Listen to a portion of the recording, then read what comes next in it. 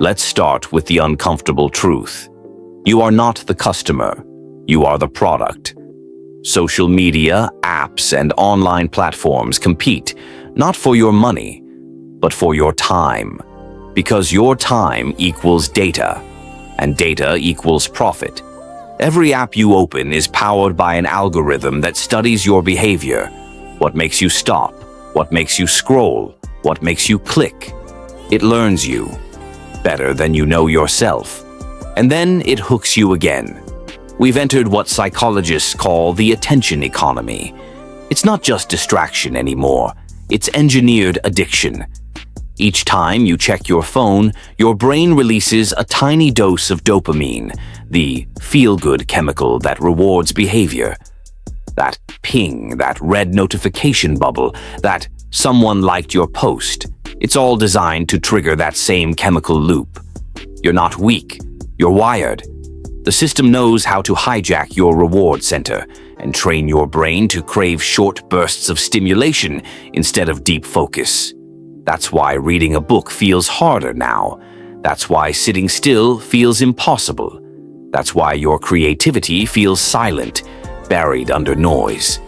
We've mistaken being connected for being productive. But the more connected we become, the more fragmented our attention grows. Studies show that it takes an average of 23 minutes to refocus after a single distraction. Imagine how much time we lose every day to the endless scroll. We check our phones over 150 times a day, and yet we wonder why our goals take longer, our thoughts feel scattered, and our days disappear faster. This isn't a lack of willpower, it's a war for your focus, and most people are losing. But here's the good news. The same brain that's been trained for distraction can be retrained for focus. Start small. Step 1. Turn off non-essential notifications. You don't need to know everything instantly. Step 2. Practice single tasking. Do one thing at a time, deeply. Step 3. Schedule focus blocks. 25 minutes of deep work, 5 minutes of rest. Step 4. Create digital-free zones. Your morning, your meals, your moments of peace. And most importantly, reconnect with boredom. Because boredom is not the enemy of creativity. It's the birthplace of it. When you let your mind wander freely, that's when your best ideas come alive.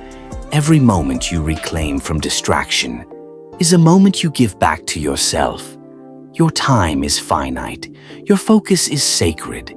Technology isn't evil, but it must serve you, not control you. So the next time you feel the urge to scroll, pause. Breathe.